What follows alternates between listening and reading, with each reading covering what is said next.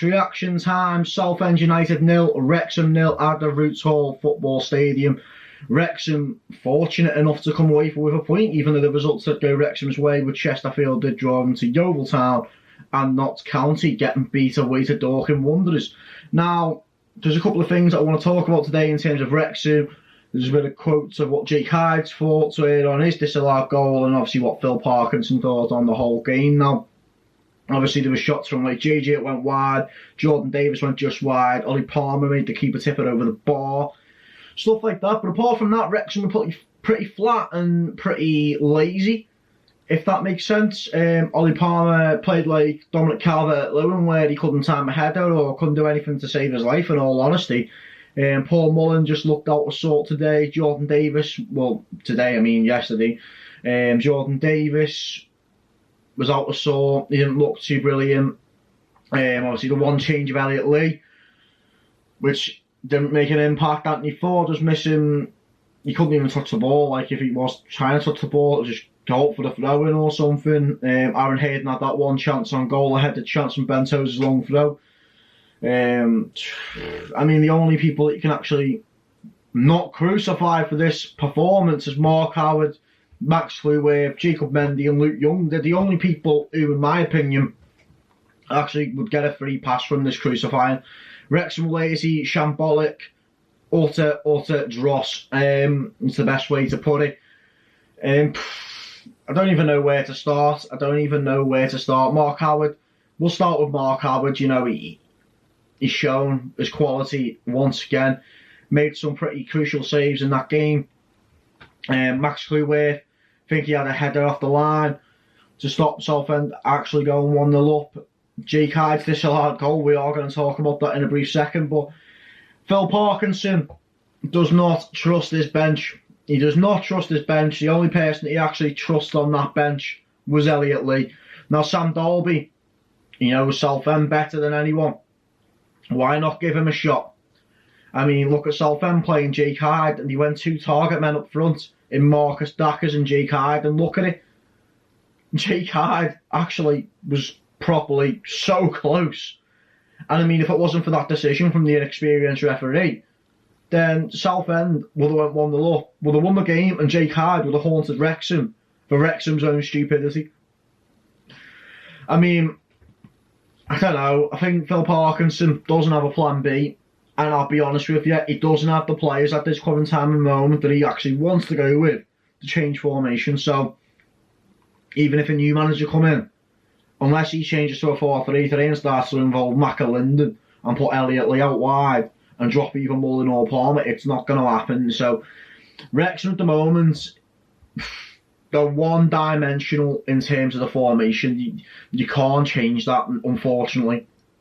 Now, you say, well, probably you can go 4-4-2, but unless you're putting Jacob Mendy and Bryce Osana on the wing and drop one of your centre-halves, it's not going to work. It really isn't. It's a bit of a joke, in all honesty. But we'll start off with the Echo news. Speaking about on-loan strikers, Jake Hyde was left stunned after seeing his goal ruled out against Wrexham.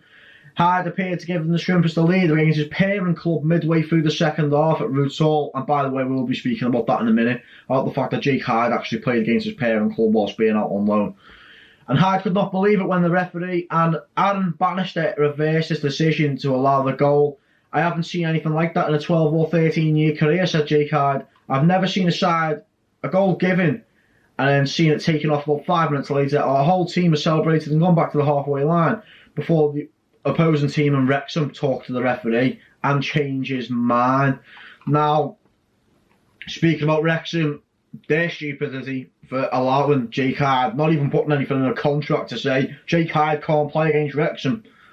I mean, it's too nice, it's being too nice, and as Jose Mourinho said, you're not nice in football, you're there to win games, you're there to get results, and you know, league like the Vanarama National League, there's 2 leagues, in my opinion, that are the hardest leagues to get out of.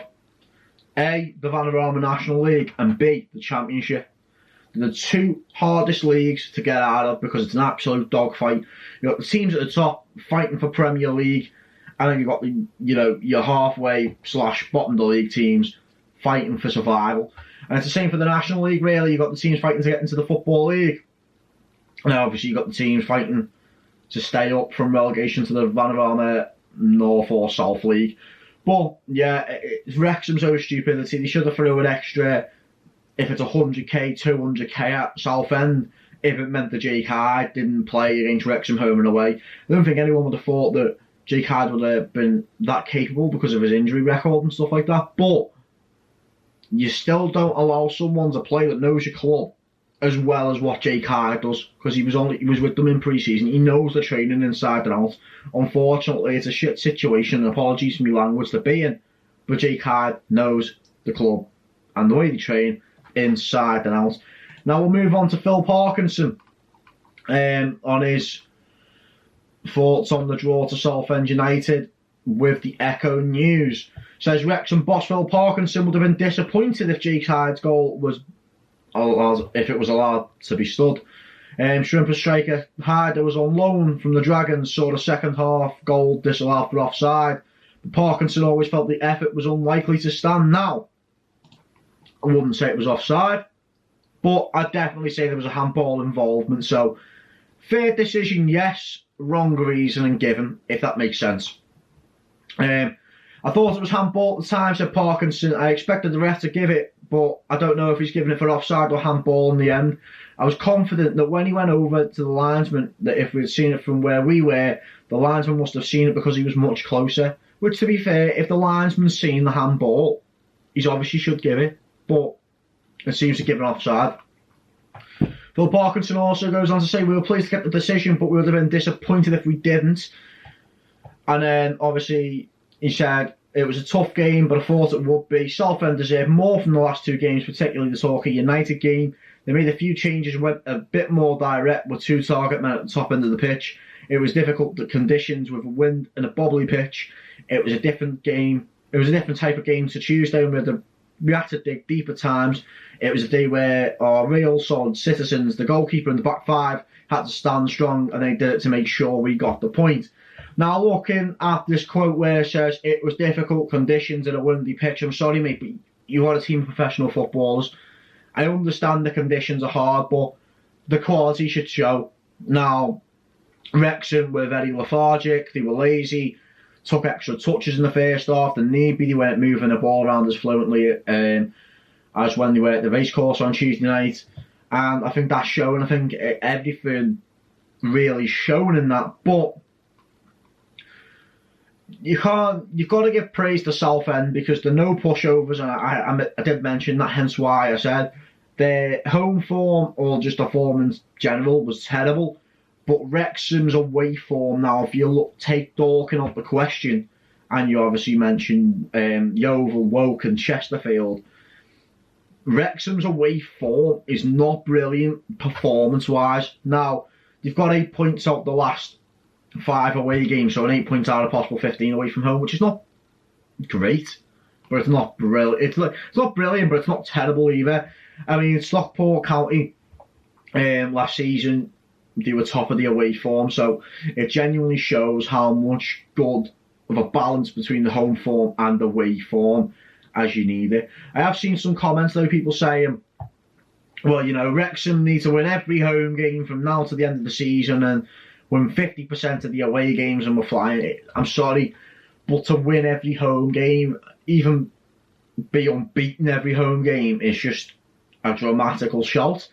It's actually more complicated than what anybody else actually thinks, if that makes sense.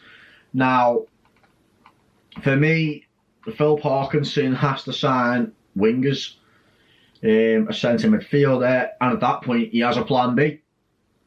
He actually has a plan B. I mean, the issue with Parkinson is the team at the moment, and the formation and the way it works, and the squad that they've got is so one-dimensional now.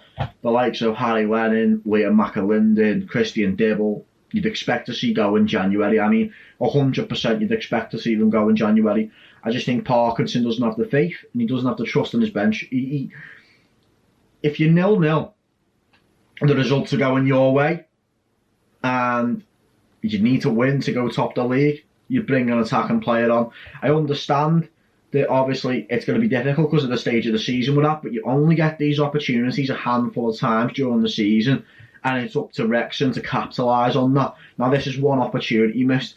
If the next one comes, they have to capitalise on it and then get top of the league. At that point, then Parkinson can do what he wants. He can really do what he wants. But for now, I think it's more of a case of get Wrexham top of the league and then implement what you need to implement, because it's going to be honest with you, it's going to be a dogfight. It's going to be an absolute dogfight. You've got Notts County, you've got Chesterfield, and I'm not even ruling Solihull Moors out the question because they're always up there too. Now, you know, you've got Chesterfield at home at the racecourse. That has to be a must-win game. I think that's in December. You've got Notts County away on the 4th of October, which is a couple of days after Oldham away, and you've got to get a result at Oldham to then look forward to Notts County. So it is what it is at that part. You know, it's a very tough situation to be in for Wrexham at the moment because how long they've actually spent in non-league. But I genuinely would put the quotas, the honeymoon period in my eyes now is over. You can't, I don't know, they just simply weren't good enough, Wrexham, on Saturday. And I think if Wrexham got beat, Parkinson's head would have been called for. I think the whole situation would have been a lot different as well in terms of Parkinson and the way everything else happened. I think the team would have been crucified. I think you're just looking at the positives at the moment, which is the clean sheet, the point. But apart from that, there's no other positivities that I thought, apart from Mark Howard, Max Kluivert, Jacob Mendy and Luke Young. So, where does this put us for videos going forward? Now, we do have a Torquay United preview coming up on Friday. If there is any videos coming out in the week, they'll be out as and when. But yeah, apart from that, if you are new to the channel, make sure you like, make sure you subscribe, tap that bell for more notifications as when I do upload. And I shall see you guys on the Torquay United preview.